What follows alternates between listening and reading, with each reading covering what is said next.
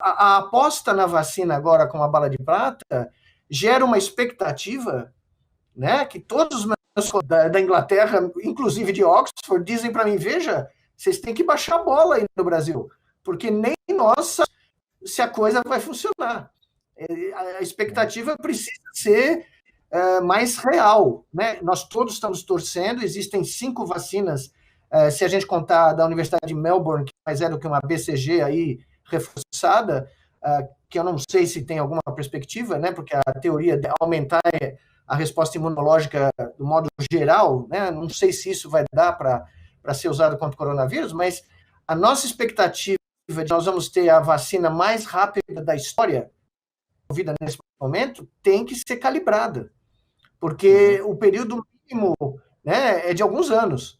Nós estamos reduzindo isso a quase menos do que um ano. Eu espero que sim, porque tem gente muito boa no mundo inteiro fazendo, mas eu também acho que nós temos que ter muito cuidado, e por isso que eu defendo, tanto no Comitê 510 como publicamente, que nós tínhamos que combinar um aumento do isolamento social com barreiras sanitárias, com tráfego reduzido nas rodovias, deixar o tráfego essencial continuando, mas fazer restrições claras de ônibus intermunicipais, de veículos particulares, nós realmente casar todas as estratégias que nós funcionam, nacional, com um Estado-Maior nacional, que contenha um comitê científico nacional, para que nós tenhamos a chance de reduzir taxas e esses números de óbitos fixos. E nada disso parece ser que vai acontecer. E mais uma coisa, para terminar, que ninguém falou. Eu defendo totalmente a posição, não há nenhuma condição, não só de abrir, de eleição, agora em novembro. Essa eleição devia ter sido prorrogada para o ano que vem, porque no mundo, no Brasil do interior, as pessoas estão fazendo campanha. E essa campanha vai contribuir para o número de óbitos, porque as aglomerações nas cidades do interior vão ocorrer. Então, essa campanha eleitoral deveria ter sido adiada para quando a gente tivesse índices epidemiológicos que permitissem uma eleição ocorrer. Mas, aparentemente, ninguém ouviu esse apelo.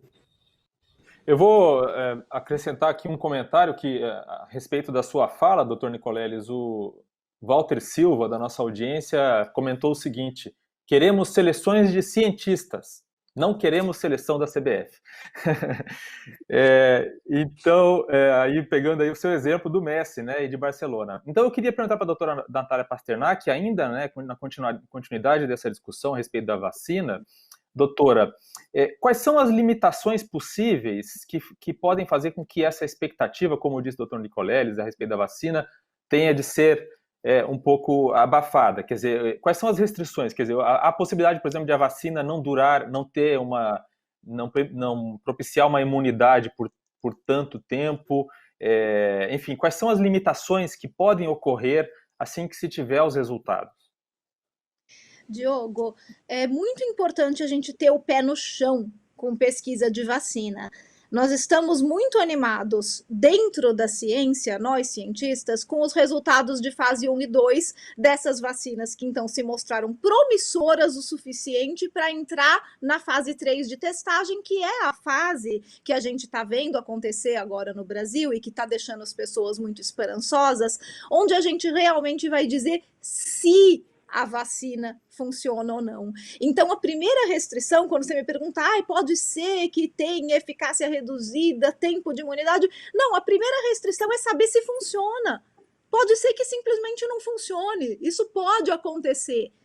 É pouco provável? Sim, mas é por isso que tem que ser testada. Então, as vacinas que estão em fase 3, elas estão em fase 3 porque elas foram consideradas promissoras o suficiente para chegar na fase de testar em uma grande parte da população, em um grande número de pessoas, para ver se elas funcionam na população. Até agora a gente não sabe se essas vacinas funcionam, a gente só sabe que elas foram bem nos testes em animais, que elas deram aí uma boa titulação de anticorpos neutralizantes, quase todas elas, e que elas deram uma boa resposta celular, que é uma resposta que não depende de anticorpos, é uma resposta de linfócitos T, que a gente também já sabe ser muito importante para esse coronavírus em particular.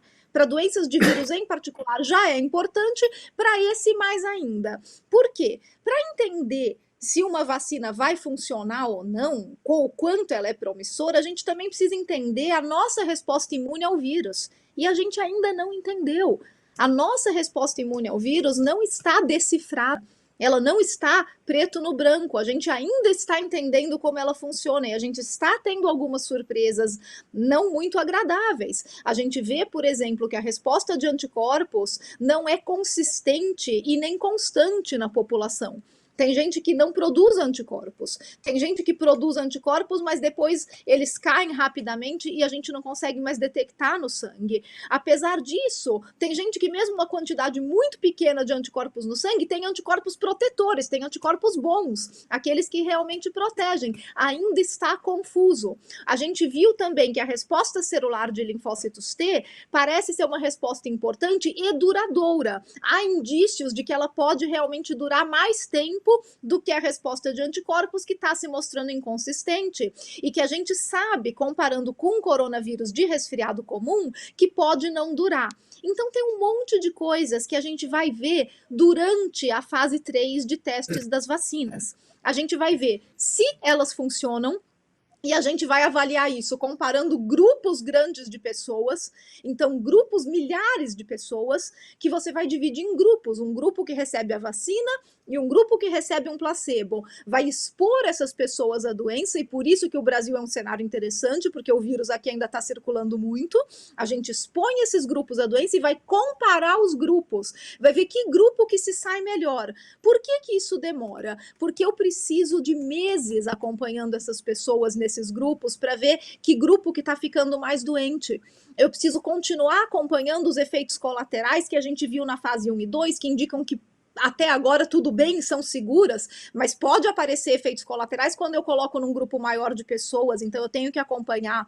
Eu preciso continuar acompanhando os marcadores de imunidade para ver se essas pessoas estão desenvolvendo anticorpos, estão desenvolvendo resposta celular, como que elas estão respondendo à vacina. Não é em 2 meses, não é em 3 meses que a gente vai fazer isso, não dá tempo. Então isso precisa ficar muito claro na cabeça das pessoas. E, pior, eu preciso ter poder estatístico para avaliar essa comparação entre os grupos. E isso depende do ambiente, depende das pessoas adoecerem ou não. Então, se eu não consigo ter pessoas nos grupos adoecendo, seja no grupo vacinado ou não, ou nos dois, eu vou fazer essa comparação, mas se eu não tenho pessoas ficando doentes num número que seja significativo, que seja estatisticamente significativo, eu vou precisar avaliar isso por mais tempo, ou eu vou precisar recrutar mais pessoas. Então, a gente não tem como saber quanto tempo dura uma fase 3. A gente vai acompanhando essa fase 3 ao longo do tempo.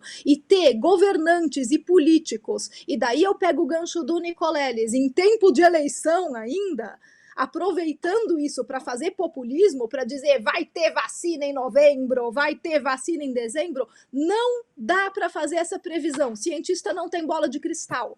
Essas datas não existem. É provável que a gente tenha aí algumas vacinas que podem ser avaliadas até dezembro? Sim, é provável, não é certeza. Uma vez que a gente tem essas vacinas avaliadas, se tudo der super certo, pô, que legal, chegou em dezembro e a gente tem aí 3 vacinas que foram super bem na fase 3. Aí a gente tem que produzir as vacinas.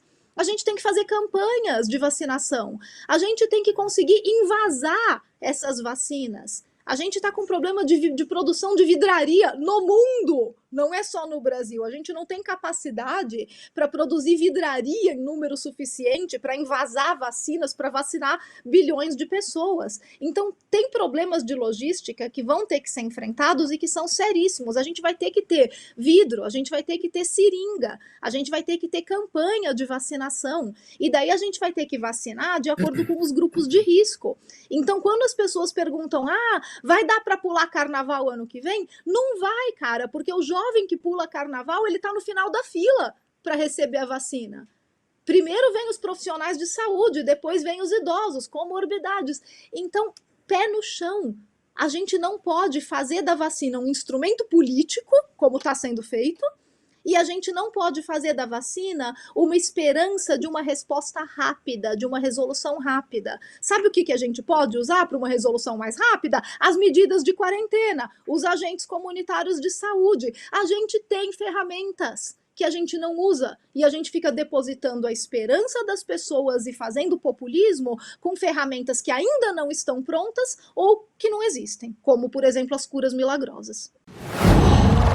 Qual